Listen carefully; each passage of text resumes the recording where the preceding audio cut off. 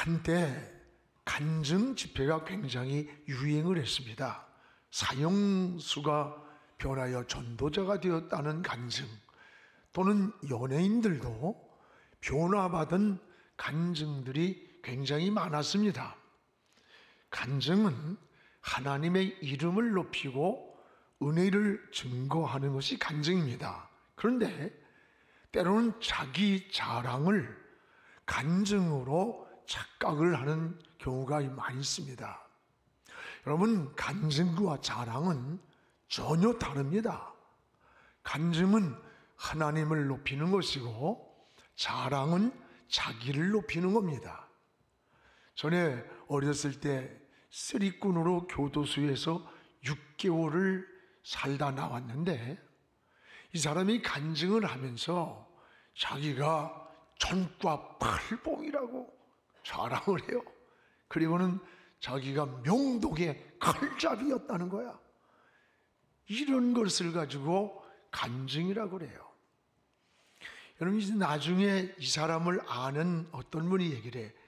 저 사람 면돌칼 가지고 쓰리꾼 한 것이 가지고 명동 칼잡이라고 자기를 자랑하면서 이걸 간증이라고 그런다는 거예요.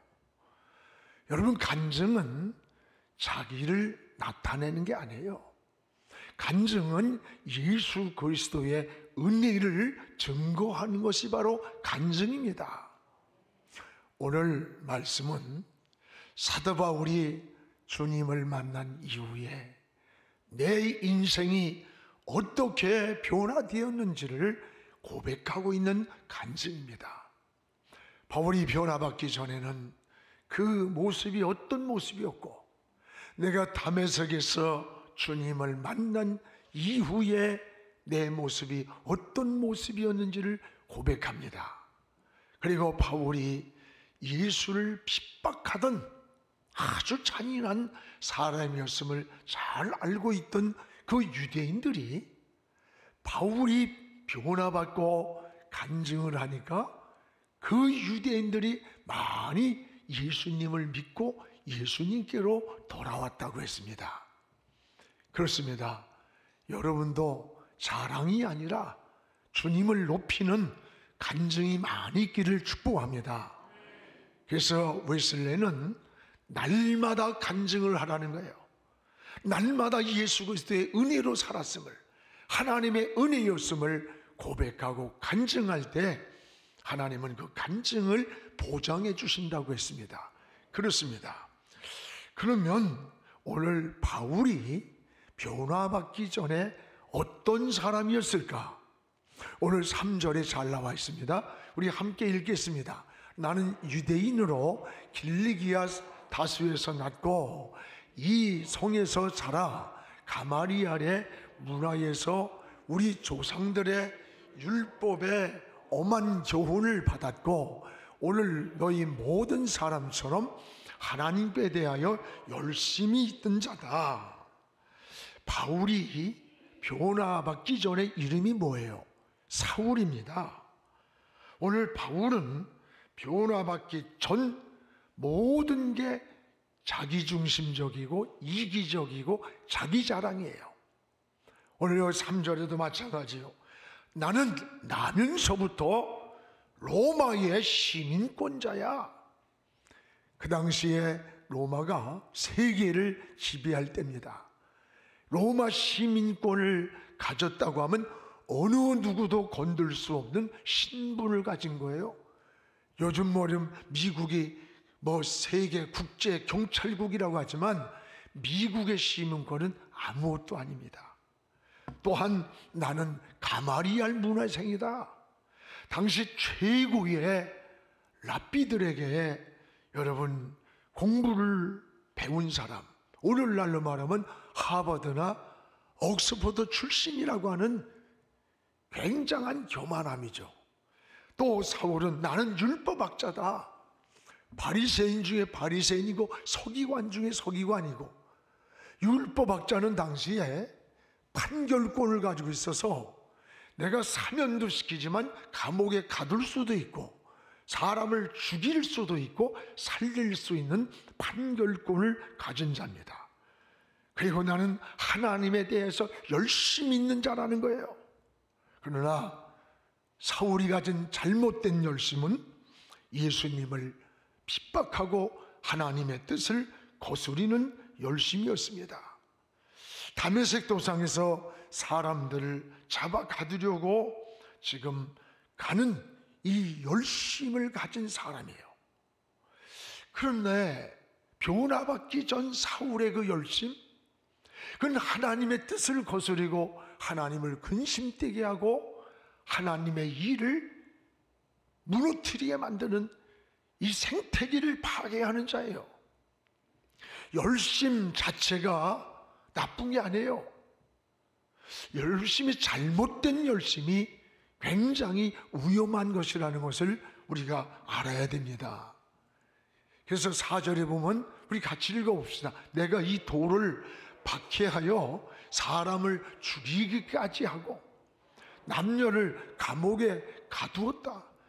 이 지금 사울이 하는 고백이요, 얼마나 나는 하나님 위에 산다, 하나님을 향한 열심이 사람을 죽이는 살인자가 되는 데까지 나갔다는 거예요. 그리고 뭐예요? 내가 이 돌을 박해하여, 이 도가 뭐냐? 십자가의 도, 십자가도. 여러분, 십자가는 고린도전서 1장 18절에 십자가의 도가 멸망받는 사람에게는 미련하게 보이지만 구원받는 우리에게는 하나님의 능력이라고 했습니다. 이 십자가의 도가 뭐예요? 예수 그리스도가 메시아로 오셨다. 그분이 오신 분이 메시아다. 그분이 십자가에 죽으시고 우리를 다시 살렸다. 이 십자가의 도를 전하는 이 사람들을 박해했고 죽이기까지 하는 열심이었다는 거예요. 여러분, 하나님을 향한 열심이 하나님의 뜻을 거스리는 겁니다. 잘못된 열심으로 예수 그리스도를 박해했습니다. 사울은 스데반을 돌로 쳐 죽일 때 그 사람들의 옷을 맡은 자라는 거예요. 그게 무슨 뜻인 거 아니? 스데반을 지금 죽이는 것은 당연한 것이고 그 책임은 내가 지겠다고 하는 표식이랍니다. 사람을 살인하는 데까지 동참했던 열심이에요. 오늘 죽이는 것을 당연히 여기며 동참한 사람, 변화받기 전에 사울의 열심은 하나님을 대적하는 열심, 하나님의 뜻을 거스리는 열심이었고 본질적으로 십자가의 도를 몰랐기 때문입니다. 하나님의 뜻을 몰랐기 때문입니다. 이런 사람이 주님을 만나기 전 모습이에요. 이 모습을 고백하면서 이 변화받은 과정을 소개할 때 이 사울의 과거와 현재의 모습을 너무 잘 알고 있던 유대인들이 야, 진짜 메시아를 만난 사람이구나 하면서 많이 주께로 돌아왔다는 거예요. 여러분도 예수 믿기 전의 모습이 사울과 같은 거예요. 우린 어둠에 있던 자입니다. 어둠의 영이 우리 속에서 우리를 지배하고 있던 자였음을 우리가 깨달아야 돼요. 이런 사울이 예수님을 만났습니다. 그리고 변화받은 간증이 세 가지가 나와요. 여기 6절에 우리 같이 한번 읽읍시다. 가는 중 다메섹에 가까이 갔을 때에 오종쯤 되어 호련히 하늘로부터 큰 빛이 나를 둘러 비쳤다. 하나는 이 사울이 하늘로부터 큰 빛이 비춰올 때 일어난 간증을 하는 겁니다. 예수 믿는 그리스도인들을 박해하고 감옥에 가두고 그들을 그러기 위해서 지금 다메섹으로 가까이 가고 있을 때 호련히 하늘로부터 큰 빛이 그에게 비춰왔다는 거예요.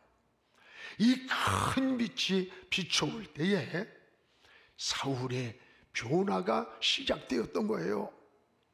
여러분, 하나님이 세상을 창조할 때 제일 먼저 무엇을 가지고 창조했죠? 빛입니다. 땅이 혼돈했습니다. 공허하고 흑암 위에 있을 때 빛이 있으라 하니까 혼돈이란 말은 무질서한 거예요.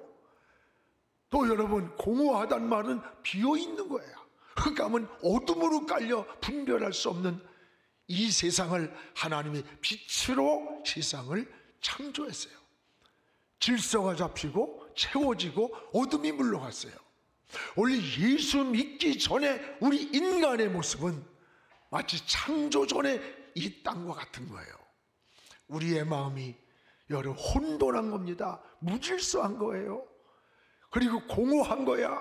가져도 만족이 없고 쾌락을 누려도 행복을 모르는 거예요. 공허한 삶이에요. 그리고 어둠의 영에게 사로잡혀 있는데 예수의 생명이 우리 안에 들어올 때 질서가 잡히는 거예요. 만족과 기쁨과 평안으로 채워지고 어둠이 물러가게 되는 겁니다. 오늘 여러분, 어둠은 빛으로만 몰아낼 수 있습니다. 오늘 이 안에 있는 수많은 여러분들이 이 불이 나갔을 때 아무리 힘을 뻗어도 이곳에 이 어둠은 사라지지 않습니다. 스위치 하나만 키면 이 어둠은 사라지는 거예요. 그렇습니다. 그래서 예수님은 이 세상에 빛으로 오셨습니다. 또 하나님이 빛입니다. 성령님이 빛이십니다. 오늘 빛이 우리의 심령에 비춰올 때, 여러분의 가정에 비춰올 때, 이 세상에 비춰올 때에 어둠이 물러가는 거예요. 평화가 이루어지고 질서가 잡히게 되는 겁니다. 바울의 변화는 하늘로부터 내린 이 생명의 빛이라고 했어요. 하늘로부터 빛이 비춰올 때에 사울이 아니라 바울로 변화되었던 겁니다. 우리도 빛 가운데 살기를 기도해야 돼요. 전 좋아하는 성경 구절이 있습니다. 요한일서 1장 7절입니다. 우리 한번 같이 읽어보겠습니다. 그가 빛 가운데 계신 것 같이 우리도 빛 가운데 행하면 우리가 서로 사귐이 있고 그 아들 예수의 피가 우리의 모든 죄에서 깨끗하게 하실 것이라. 하나님이 빛 가운데 계시는 것처럼 우리도 빛 가운데 살아가면 하나님과 우리가 서로 사귐이 있고 교제가 이루어지고 그 아들 예수 그리스도의 피가 우리를 깨끗하게 하신다는 약속이에요. 여러분, 지금 나는 서 있는 자리가 어디입니까? 빛 가운데 서 있습니까? 어둠 가운데 서 있습니까? 여러분이 살아가는 삶의 현 주소를 돌아보시기 바랍니다. 내가 어둠에 서 있다면 그 어둠에서 나오시기를 바랍니다. 빛 가운데로 나오는 거예요. 오늘 사울은 이 빛 가운데로 올 때에 따라해봐요. 땅에 엎드러지는 변화를 받았습니다. 하늘로부터 빛이 비춰올 때에 일어났던 간증과 동시에 그 빛이 사울에게 비춰올 때에 자기는 엎드러지는 이런 고백을 하는 거예요. 올려서 여러분, 여기에 7절을 우리 같이 한번 읽어보겠습니다. 내가 땅에 엎드러져 들으니 소리 있어 이르되 사울아 사울아 네가 나를 박해하느냐. 오늘 사울의 변화는 땅에 엎드러지는 변화예요. 하늘로부터 그 빛이 비춰올 때에 그 빛 가운데 자기도 모르게 엎드러지는 거예요. 이 엎드러졌다는 이 말은 망했다는 말이 아니에요. 실패를 말하는 게 아니에요. 오히려 새로워지는 삶을 말하는 거예요. 오늘 우리도 저와 여러분도 엎드러져야 되는 거예요. 우리 육의 것들이 엎드러지고 내 생각이 엎드러지고 내 방법이 엎드러지고 교만이 엎드러져야 되는 거예요. 이것은 망하는 게 아니에요. 새로워지는 거예요. 여러분, 토기장이 그러니까 누굽니까? 하나님이에요. 하나님이 우리를 깨지고 부서지고 엎드러질 때 우리를 새 사람으로 만들어 주시는 겁니다. 하나님 앞에 엎드러지지 못한 자아가, 또 우리 육신의 소욕들, 쓴뿌리가 우리 속에서 잠재해 있을 때 여러분, 신앙이 자꾸 걸려서 넘어지는 장애물이 된다는 것을 기억하시기 바랍니다. 야고비의 생애를 보세요. 야고비가 야복강변에서 변화의 전환점이 왔습니다. 환도뼈가 부러지던 그 시간이었어요. 더 이상 자기 힘으로 도망을 할 수 없고 싸울 수도 없고 그런 자기의 환경이 왔을 때 엎드러지는 거예요. 그때 야고비가 비로소 하나님을 의지하는 겁니다. 그리고 야고비가 뭐래요? 하나님, 나는 하나님 없이 살 수 없습니다. 하나님이 축복하지 않으면 일어설 수도 도망갈 수도 없습니다. 그 고백을 할 때 하나님이 비로소 너는 내 이름이 이제는 야곱이 아니라 너는 이스라엘이야. 야곱이란 말이 뭐예요? 환난자란 뜻이에요. 환난자로 살던 내가 이제는 이스라엘이 되었다. 언제? 환도뼈가 부러지고 하나님만 의지하지 않으면 살 수 없노라고 고백하던 그 시간이에요. 야고비의 생애가 어떤 모습입니까? 야고비는 하나님의 자녀임에는 불명한데, 그러나 그는 이름이 야곱이에요. 야곱이란 말은 환난자란 뜻이에요. 그가 삼촌집에서 성공하고 돌아오는 것 같지만 불안과 근심과 두려움과 쫓기는 생활이에요. 또 야복강만 건너면 그토록 그리던 고향 땅을 가야 되는데, 저 고향 땅 야복강 건너편에서 이소가 장자권을 빼앗긴 분노를 품고 형이 400인의 군사를 거느리고 20년간 칼을 갈고 있는 거예요. 성공했으나 쫓기는 생활, 성공했으나 불안과 두려움과 여러분 떠나지 않는 생활. 야고비는 끝까지 인간적인 생각을 합니다. 저 형이 재물을 보내면 마음이 풀릴까? 재물을 보냅니다. 조카를 보내면 마음이 풀릴까? 마지막은 자기의 아내까지 보냈어요. 다 이뤄도 나만 살면 다시 돌아가 돈 벌고 살 수 있다고 하는 철저한 이기주의자가 야곱이에요. 그는 하나님의 자녀지만 그 이름이 야곱입니다. 그러던 야곱이가 이 야복강 나루터에서 쫓아오는 삼손, 앞으로 가지도 못하는 진퇴양난에서 마지막에 환도뼈가 부러져서 도망을 갈 수도 없고 일어설 수도 어쩔 수 없는 마지막 상황에서 그는 하나님을 의지하는 거예요. 하나님 나를 붙잡아 주지 않으면, 하나님이 축복하지 않으면, 하나님이 나를 인도하지 않으면 난 살 수도 갈 수도 도망갈 수도 없습니다. 그 고백을 하는 그 시간이 엎드러지는 시간이에요. 엎드러지는 그 시간에 뭐라래요? 야곱아, 너는 이제부터는 야곱이 아니라 이스라엘이라. 야곱이란 환난자가 아니라, 성공을 했어도 환난이 떠나지 않던 내가 아니라 이제는 이스라엘이야. 승리자다.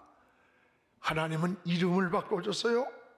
그리고 그 길을 가는데 쫓아오던 삼촌이 멈췄어요. 400의 군사를 거느리고 죽이려고 기다리던 형 에서의 마음이 눈독도 풀려져서 이 뒤틀린 관계가 풀렸던 거예요. 한순간에. 여러분, 우리는 대개 왜 분노하고 상처를 받고 그런 줄 압니까? 내가 가해자가 아니라 피해자다, 이런 마음 때문에 그래요. 야고비는 지금, 아니 지가 장사권 팔았지, 내가 열심히 일해서 돈 벌었는데 왜 이래? 왜 괴롭혀? 나는 피해자야 라고 하는 분노 때문에, 그 마음 때문에 여러분 사랑을 받지 못하는 거예요. 환난이 떠나지 않는 거예요. 야고비는 환도뼈가 부러지는 그 시간에 내가 형을 괴롭혔던 사람, 장자권을 뺏었던 가해자라고 하는 걸 깨달은 거예요. 오늘 여러분이 가해자라고 할 때 내 마음에 용서가 되고 사랑을 구하고 용서를 구할 수 있는 거예요. 하나님은 그 순간에 얽힌 뒤틀린 관계를 다 풀어줬어요. 오늘 여러분 무엇인가 마음속에 아직도 내가 야곱 같은 마음, 나는 피해자라는 피해의식을 가지고 가정에서 사회에서 살아갑니까? 그 사람 마음에는 쓴뿌리가 있고 분노가 있고 미움이 있고 불평이 있는 거예요. 왜? 억울하다 이거예요. 억울하다. 내가 어쩌다가 저런 남편 만나가지고 내 인생이 이따구로 됐나? 어쩌다가 저런 일편내 만나가지고 내가 이렇게 시달리나? 뭐 이러면서 이게 피해의식이에요. 오늘 야곱이는 피해자가 아니라 내가 형의 마음을 아프게 한 가해자라고 하는 시간에 모든 문제는 풀리는 거예요. 사랑하는 여러분, 오늘 우리는 하나님 앞에 엎드러지지 못한 것 때문에 가정에서도 불화가 생기고 사회에서도 분노하고 미워하고 원망하며 사는 거예요. 오늘 하나님 앞에 사울이 빛 가운데 엎드러지는 그 시간, 그 삶은 사울이 아니라 바울이 되었던 겁니다. 오늘도 하나님 앞에 내 생각과 내 방법과 내 아집과 내 이기적인 것들이, 육신의 소욕들이 쓴 뿌리가 오늘 사울처럼 하나님 앞에서 다 엎드러지는 이런 삶의 변화가 일어나서 야곱이 아니라 이스라엘이 되기를 주의 이름으로 축원합니다.